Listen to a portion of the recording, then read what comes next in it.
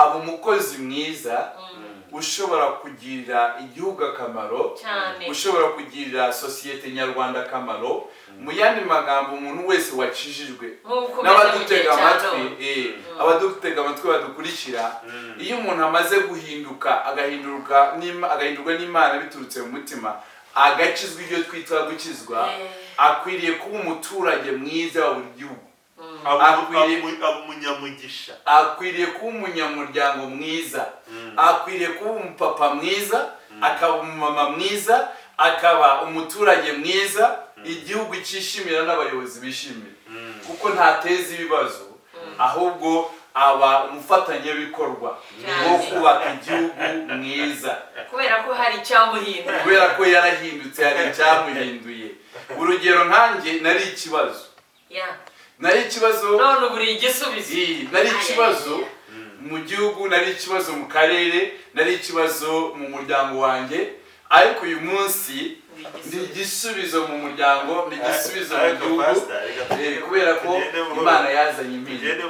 Kuri ako kantu, wari ikibazo mu gihugu, wari ikibazo mu karere. Umuntu yumvise iryo jambo, ni iki yamenya aho ngaho? Ndashaka kuvuga nyine mu Rwanda turabona ko wari waremye agatsiko k'ubujura.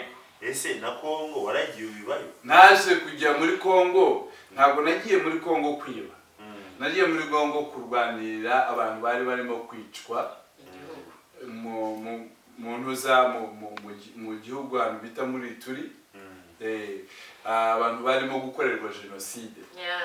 Nari narahuye nabo mbere, tujya mbere muri Zaire, mpura nabo bashoreye inka, tuba inshuti, tuba abavandimwe, mbona dufite imico yenda gusa.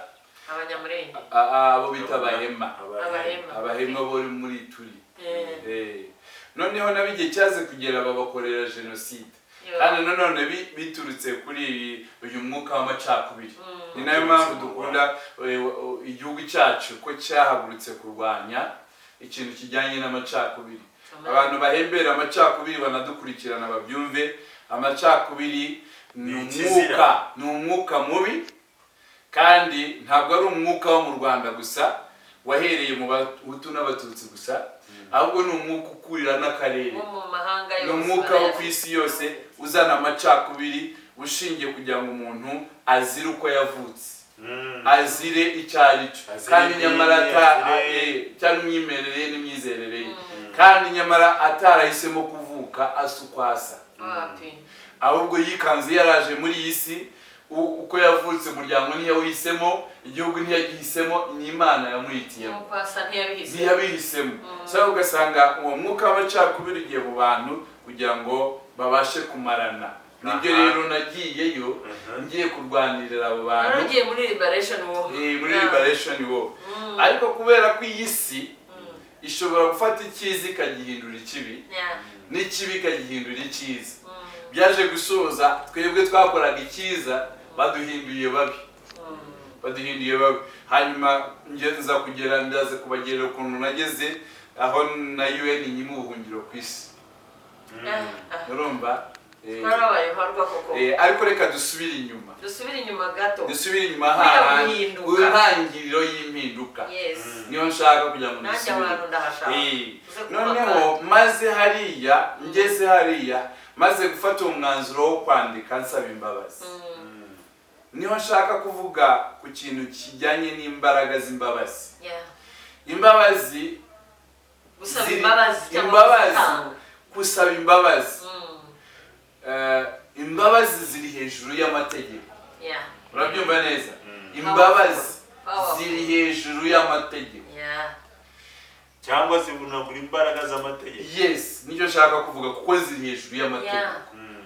Niyo mpamvu abantu banteze amatwi dukurikirana, dukeneye kumenya imbaraga n'uburemere bw'imbabazi, bwo gusaba imbabazi cyangwa gutanga imbabazi. Urumva? Maze kwandika iyo baruwa yo gusaba imbabazi, icyakurikiyeho abo nandikiye baradusuye. Bamaze kudusura baratuganiriza, hanyuma tubabwira ko twasabye imbabazi, barangije baduha imbabazi. hahandi nari mfungiye mu bantu bakatiye burundu n'urupfu mpita nkurwayo mvanwa muri iyo gereza y'urupfu na burundu nshyirwa ahandi abantu bari aho batari bafatirwa icyemezo kandi iyo utarafatirwa icyemezo cyangwa batarafatirwa uba uri umwere kandi ntuba uri umunyacyaha bakwita yuko ukekwaho ubikekwa yewe twisubirire mu mwuka pastor dusubire hariya mu mwuka rero hariya hanyuma maze guhabwa imbabazi nkakurwa hariya urumva ntaho bihuriye n'umwuka se bifite aho bihuriye n'umwuka cyane iyo umuntu ari umunyabyaha Bibiliya avuga ngo iyo uri umunyabyaha no munuza no mu Baroma hariya turi 6:23 haravuga ngo ibihembo by'ibyaha ni urupfu ariko impano y'Imana ni ubugingo buhoraho muri Kristo Yesu. So ibihembo by'ibyaha abadukurikirana mwese ukaba uzi yuko uri mu byaha ibihembo uzabona ibizakurikira ibyaha ni urupfu urabyumva neza ahantu narindi nari mu rupfu nari mu rumu y'abantu bakatiwe urupfu na burundu icyaha twakoze cyagombaga kudukatira burundu tukaza burundu bwo mu mwuka no gutandukana n'Imana ubuziraherezo urabyumva neza tukiraho gatoya mu bujura mwakoreshaga imbunda umuntu ukoresha imbunda n'ubundi rupfu ni burundu cyangwa urupfu kuko uba ushobora no guhirika ubutegetsi kuko imbunda ni ikintu kibi cyane so ni icyaha kiba gikomeye kuko abenshi twari turi kumwe abenshi bagiye babakatira burundu abandi 25 kandi bari hasi yanjye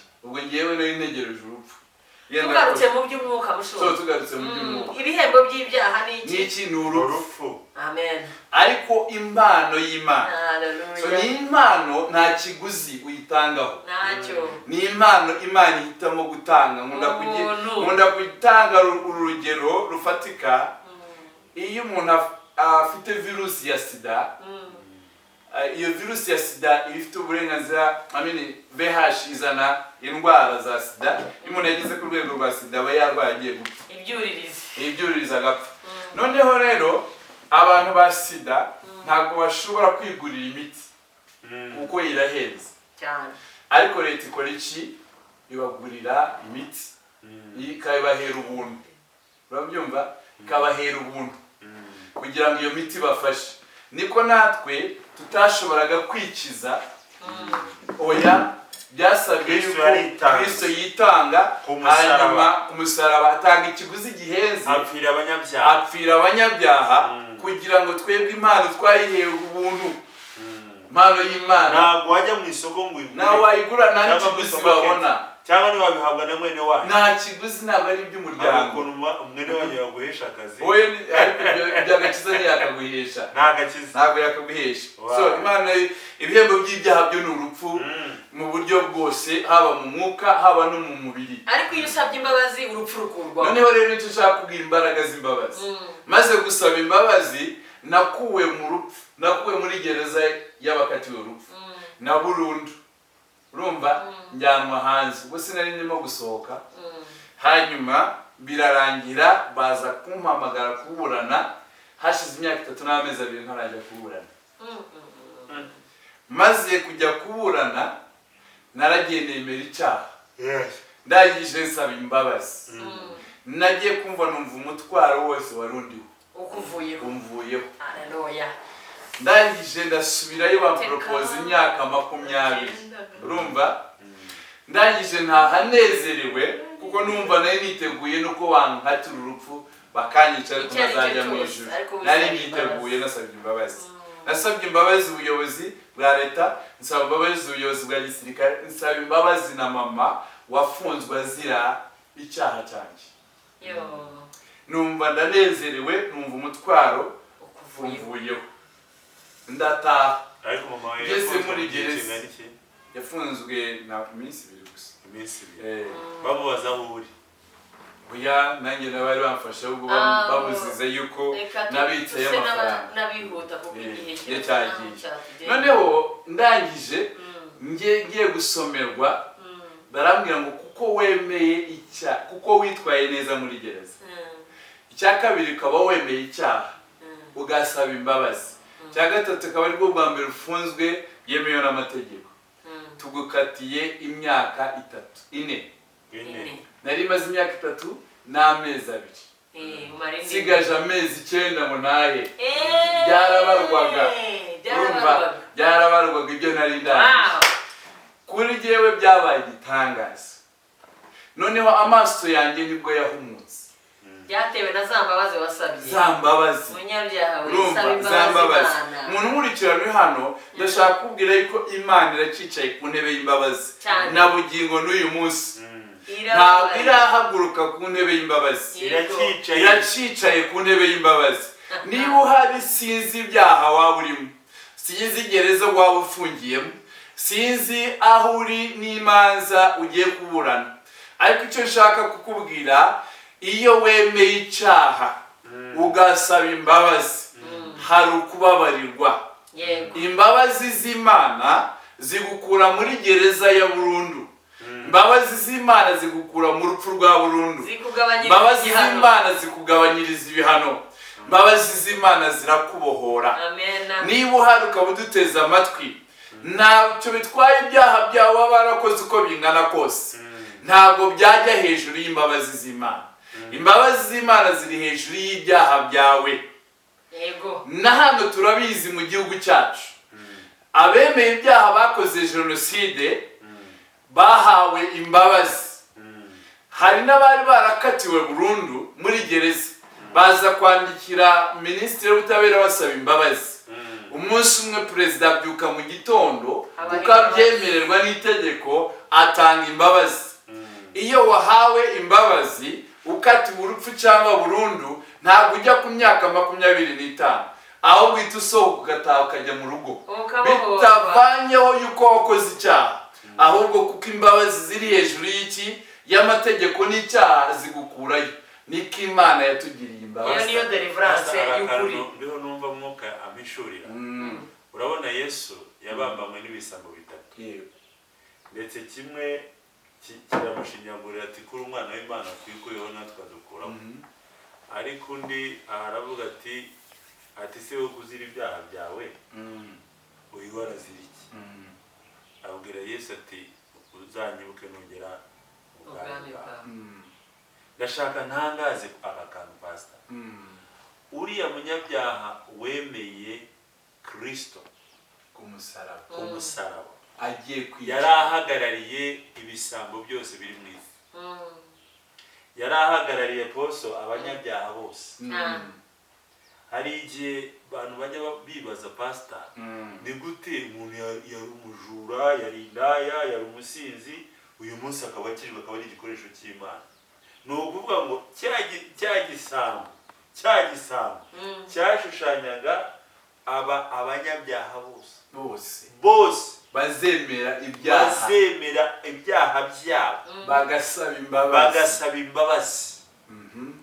Yesu yavuze ijambo rimwe ati surajya muri kera uyu munsi turaba turi kumwe turi ku musaraba kimwe nawe, ariko no kuri uyu musaraba ndi umwami. Uyu munsi ndaba ndi kumwe nawe muri paradizo. Bisobanuye rero twavuze ngo nta Imana itakura umuntu pastor, ni ukuvuga ngo ntibireba ibyaha wakoze uko byaba bingana.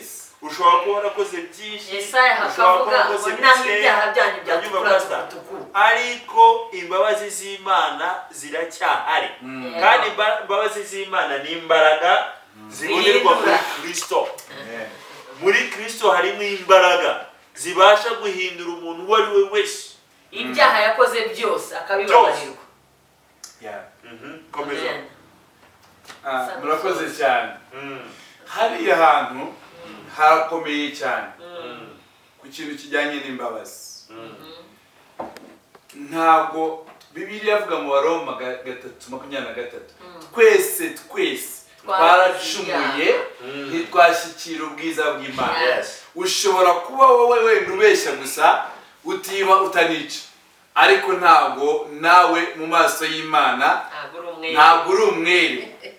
Haruvuga pastor ngo nge siniba sinica ibyo agakize giye ubwo birandeba, ntabwo uri umwere. N'umwana wavukanye virusi ya sida nta cyaha yakoze, ariko cyakozwe n'ababyeyi be, hanyuma aba victime y'ibyaha by'ababyeyi be. Natwe nta byaha twakoze, ahubwo ababyeyi bacu abakurambere bacu bakoze ibyaha. Twebwe tuvukana ibyaha, ni virus iri mu maraso. Nta buryo rero wayikira, nta buryo. Buri muntu wese yaracumuye neshyira ubwiza bw'Imana. Niyo mpamvu buri muntu wese akeneye imbabazi z'Imana.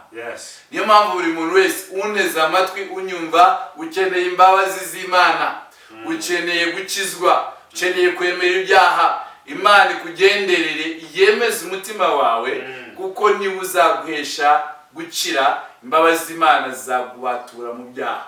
Kandi nimara kukubabarira ntabwo uzapfa, ntabwo uzabaho nabi. Banza urebere kuri Pastor James, ntabwo abayeho nabi. Nubwo yifuzaga amafaranga avuye mu bujura, ntacyo ayo mu bujura yamuteje ibyago gusa. Ariko nyuma yo kubireka agasaba imbabazi akababarirwa, yagize ubuzima bwiza, abaho neza, atunga ibyo ahawe n'Imana. Nawe rero ibyo byose wabireka. Niba uri indaya ukaba wigurisha, wabireka ugashaka akazi ugakora ukabaho neza. Niba uri umujura wabireka, Imana ikaguha ubutunzi buturutse kuri yo, ugahinduka rwose ugize umutima mushya. Hari akantu gato nahoze nshaka kuvuga ku mutima. Umutima uhinduka ntabwo ari nguyu w'amaraso n'inyama n'umubiri n'iki. Umutima nk'uko twavuze ngo Imana ire mu muntu yamuhumbekeye mu mwuka wayo. Bibiliya iravuga ngo ahinduka ubugingo buzima, a living soul. Iyo rero living soul niyo mu Kinyarwanda bita umutima. Ntabwo ari wa mutima wawe wundi ubamo amaraso. Living soul. None iyo turebye soul, nababwiye ngo soul ibamo ibitekerezo, ikabamo amarangamutima, ikabamo ibyiyumviro. Hinduka mu byiyumviro, uhinduke mu marangamutima yawe, uhinduke no mu bitekerezo byawe. Imana igushyiramo ibitekerezo byawe. Ni gute ibitekerezo by'Imana biza mu muntu? Bibiliya irambwira ngo kwizera kuzanwa no kumva, ngo kandi no kumva ijambo rya Kristo. Ijambo rya Kristo iyo rimaze kugera muri wowe rero rihindura ya mitekerereze, rigahindura ya myumvire, rigahindura ya marangamutima, ugatangira gutekereza nk'uko Imana ishaka. Ugatangira gutekereza mu ijambo ry'Imana, ugatangira kumva ibintu nk'uko Imana ibyumva. Haleluya. Icyo gihe nibwo ubaye wa muntu Imana yaremye mbere muri gahunda yayo, ngo tureme umuntu ase natwe, agira ishusho yacu. So ntitwishushanye rero n'ab'iki gihe, ahubwo duhinduke rwose tugize imitima mishya. Amen. Apostle warimo kuvuga iryo jambo guhinduka rwose. Paulo yandikira iri torero ry'i Roma, ntabwo yari arimo yandikira abapagani, yari arimo yandikira abakristo. Ushobora kuba nawe dukurikiranye uyu munsi uri umukristo, ariko uyu munsi ijambo ry'Imana ririmo aragutunga agatoki. Ahari umeze nkanjye wajyaga gusenga mfite ibyo ngamije, mfite ibyo nshaka, ariko ntashaka Imana. Utekenika. Nawe wenda wagiye mu rusengero ushaka umugabo, ushaka umugore, ushaka akazi, ushaka amafaranga, ushaka iki, ariko udashaka Imana. Uyu munsi ijambo ry'Imana kuvuga ngo hinduka, reka kwishushanya nk'ab'iki gihe, ubwo ni uburyarya. Hinduka rwose ugize umutima mushya. Hari akantu navugagaho gatoya, hari ibintu bibiri: kujya gushaka Imana cyangwa kujya gushaka ibisubizo.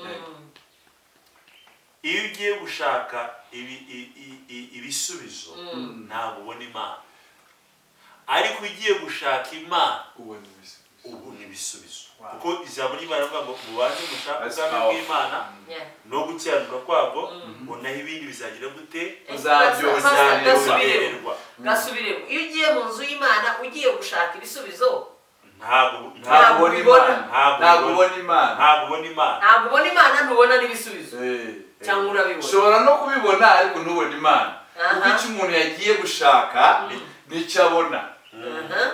ushobora kubibona ariko ntubone Imana, ariko ari tekinike ntubone Imana uko wabibonye simbiza, ariko ushobora kubibona ntubone Imana, kuko ku Mana hari byose.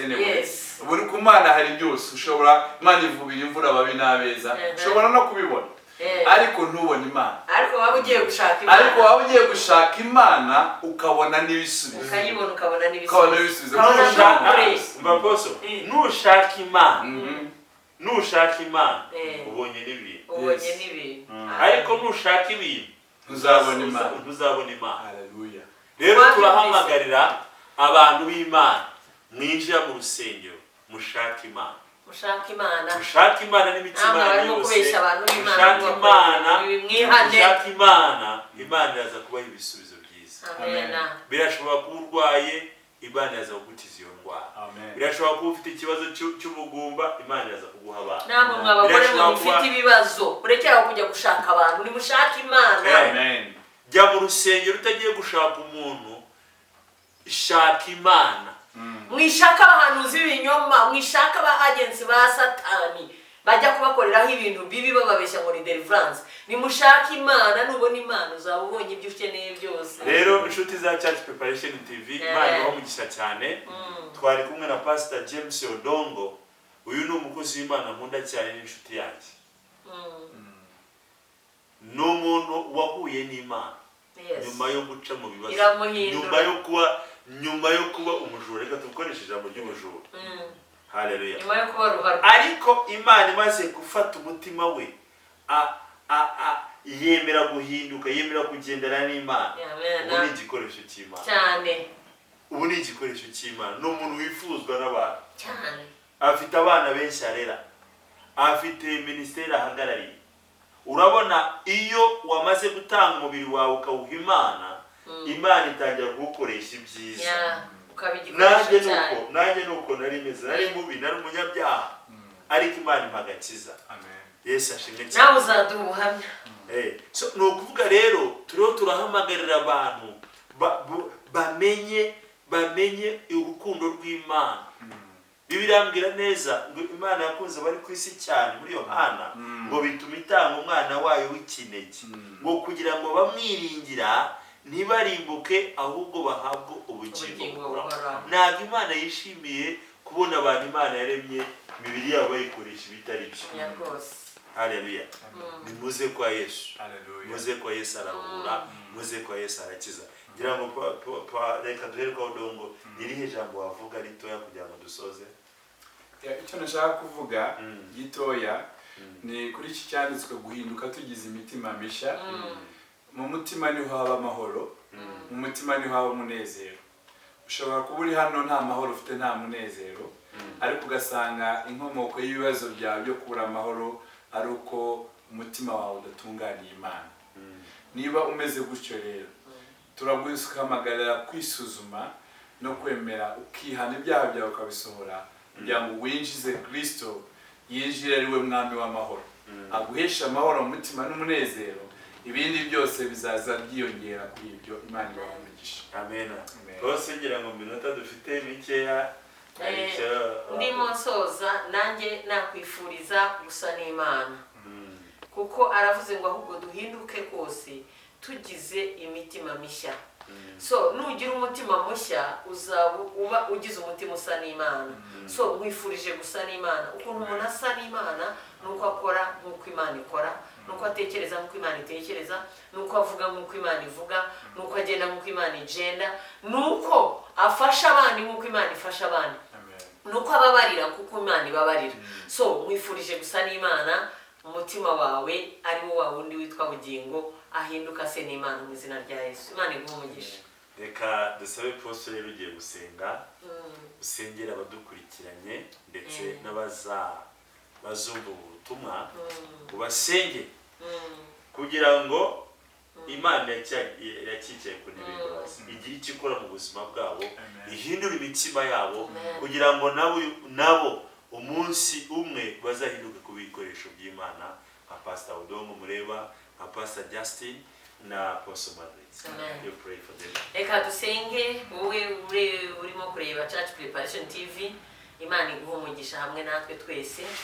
Mana mwisi izina rya Yesu Kristo ndagushimye cyane nafite urugarukiro Mana kubwa Pastor James Odongo Mana wamuhaye agakiza arahinduka Mana yo icyubahiro reka kibi cyawe Mana ubu rero twavugaga cyangwa ubu dusenga hari abashije kumva rino jambo hari abarebye ibyo tuvuga hari abumvise ibyo tuvuga Mana niba hari umeze nka Pastor Odongo niba hari mwami Mana ukora igenda gusa n'ibyo yakoraga mwami Mana turamusengeye mu izina rya Yesu Kristo ngo abashe kwihana abashe guhinduka abashe kugira umutima mushya abashe gukizwa abashe gusaba Imana imbabazi Mana yacu nawe umugirire imbabazi sengeye mwami Mana abantu batarakumenya turi mu bihe bya nyuma biruhije abagenzi ndakwinginze mwami Mana ngo ubahe kukumenya ubahe guca bugufi basaba imbabazi kandi imbabazi zawe zibazeho Mana yanjye icyubahiro gikomeze kuba icyawe mubyeyi mwiza hindura imitima y'abakumva hindura imitima y'abakubaha hindura imitima y'abatarakumenya hindura imitima yabo ngabo nabo bakishushanya Mana yanjye barimo biyita abakozi bawe ariko barimo kurimbura ubwoko bwawe Mana hindura imitima yabo bakize mwami Mana agakiza kawe kabazeho mu izina rya Yesu Kristo w'i Nazareti fashemira imyuka y'ubuyobe fashemira imyuka y'ubugambanyi fashemira imyuka mibi yose iyo by'abantu b'Imana yica abantu b'Imana mu buryo bw'umwuka ibakura mu kubaho kw'Imana muri presence Imana mu gusa n'Imana ikabahindura ibindi bintu mu izina rya Yesu Kristo ndayifatanira ndayitegeka kuva ku buzima bwabo ndayohereza mu kina kurw'abantu mu izina rya Yesu Kristo umuriro w'Uwiteka Imana utwika ukongora imbaraga z'umwijima imbaraga z'abarozi n'abarozikazi iyo myuka yose ikorera mu batumvira mu izina rya Yesu Kristo itsindwe right now katika jina la Yesu Kristo mwami Yesu ndakwinginze winjire mu mitima y'abantu bawe winjire mu mitima y'abantu Imana waremye kugira ngo bahinduke rwose maze icyubahiro gikomeze kuba icyawe utugirire neza twese Mana ubwitorero ryawe Mana ritegereje kugaruka k'umwami Yesu reka abantu bahinduke rwose bagira imitima misha Papa maze icyubahiro n'amashimwe byose bikomeze kuba ibyawe urakoze Mana yacu hereza Pastor Justin umugisha hereza Pastor James umugisha nanjye mu mugisha Mana kandi ukomeze wagurira ijambo rigere kuri benshi mwami Imana icyubahiro kibi cyawe mu izina rya Yesu Kristo umwami wacu dusenze dushima murakoze cyane Imana ibahe umugisha cyane dushima Imana shalom bantu b'Imana ikiganiro kirakomeza kandi turahamagara rwose mukomeze kumvira ijambo turizera neza uryumva ntabwo uzasigara uko waruri izahindura amateka y'ubuzima bwawe kandi Imana ni nziza yatugiriye neza iracyakora imirimo kandi usa n'Imana ntacyo ubura shalom amen bye bye